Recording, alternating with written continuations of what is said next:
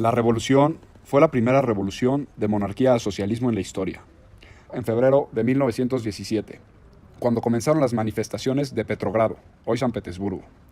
Ante toda la presión de las revueltas, el zar Nicolás II no le queda de otra más que abdicar.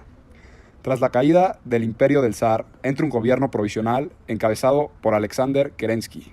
Durante el gobierno provisional hay paz en Rusia. Se permitió la entrada a exiliados del país, lo cual permite que el revolucionario Lenin regrese. Lenin funda el partido bolchevique, que es un partido de trabajadores y campesinos. Durante esos años, Lenin empieza a hablar de los ideales socialistas y materialistas de Karl Marx, lo cual era sustituir el capitalismo actual con un socialismo. Mientras tanto, Lenin empieza a planear un derrocamiento del gobierno provisional. En octubre de 1917, los soviets tomaron el control de muchos puntos importantes de las ciudades y atacan el Palacio de Invierno, derrocando al gobierno provisional. Al llegar al poder, Lenin decretó 3 medidas. La primera era una paz inmediata, la segunda, la distribución de tierra entre campesinos, y la tercera, la formación del Soviet de Comisarios del Pueblo. El partido bolchevique de Lenin resulta perdedor, entonces Lenin decide cancelar la asamblea y eso da resultado a una guerra civil en Rusia. Empieza el Terror Rojo, que es la época donde se ensambla a innovar los métodos de tortura con los que podemos ver los primeros campos de concentración. En 1918, la familia del zar Nicolás II es masacrada. La guerra civil tiene como desenlace la victoria del Ejército Rojo con Trotsky al mando. Al terminar la guerra, en 1922 se crea la Unión de Repúblicas Soviéticas Socialistas. En 1924, y Stalin toma el poder. Como consecuencias de esta revolución, podemos ver cómo en el país hay mucha hambruna, más de 5 millones de muertos. También el gobierno de Lenin. Los políticos ilustrados se opusieron al absolutismo monárquico y quieren para Francia un régimen que esté basado en la igualdad y en la libertad. Si bien, después de que la Primera República cayera tras el golpe de Estado de Napoleón Bonaparte, la organización política de Francia durante el siglo XIX osciló entre república, imperio y monarquía constitucional. Lo cierto es que la revolución marcó el final definitivo del feudalismo y del absolutismo en ese país y dio a luz a un nuevo régimen donde la burguesía, apoyada en ocasiones por las masas populares, se convirtió en la fuerza política dominante en el país.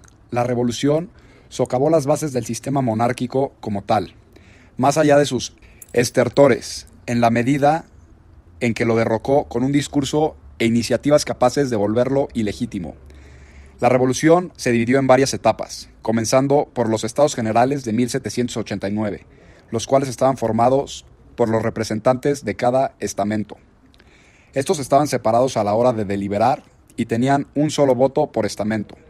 Después, de 1789 a 1791, ocurrieron la Asamblea Nacional y la Asamblea Constituyente. Más tarde, de 1791 a 1792, la Asamblea Legislativa y la caída de la monarquía. Después, de 1792 a 1795, la Convención. Más tarde, el Directorio, de 1795 a 1799. Y por último, el Consulado, que duró 5 años, de 1799 a 1804. Aquí, Napoleón impulsó la aprobación de un Senado consulto que lo convirtió en un cónsul vitálico con derecho a designar su sucesor. Hasta el 18 de mayo de 1804, cuando un nuevo Senado consulto proclamó el primer imperio y la extinción de la Primera República, cerrando con este capítulo histórico de la Revolución Francesa. Fueron el fin del antiguo régimen. La Revolución Francesa abolió todos los elementos del feudalismo, como la servidumbre, los privilegios del clero y la nobleza también llegaron a su fin. 2. Se estableció un nuevo orden sobre la base de la Declaración de los Derechos del Hombre. La declaración tiene un lugar muy importante en la historia del hombre, junto con otros documentos del mundo, y de importancia mundial. En ambas revoluciones existen tanto semejanzas como diferencias. Algunas de las semejanzas son: en ambas revoluciones se acabó con los regímenes absolutistas. No se conservó la monarquía, ni siquiera como algo simbólico. Esto quiere decir que mataron a las familias reales. Ambas se basaron en el descontento popular debido a la crisis económica, en especial en las clases bajas, que contrarrestaba enormemente con el estilo de vida de la realeza. Las dos, con excusa de liberar al pueblo, terminaron degenerándose en regímenes de opresión sangrienta y tiránica, como el terror de Robespierre en Francia y el régimen socialista en Rusia. Las diferencias son: la Revolución Francesa fue una revolución burguesa y la Revolución Rusa fue más del pueblo. Se instauraron sistemas de gobierno diferentes. Podría decirse que el cambio a República de Francia fue mucho más leve que el cambio a un sistema socialista de Rusia. En Francia, la fuerza principal eran las clases medias, mientras que en Rusia eran las clases obreras.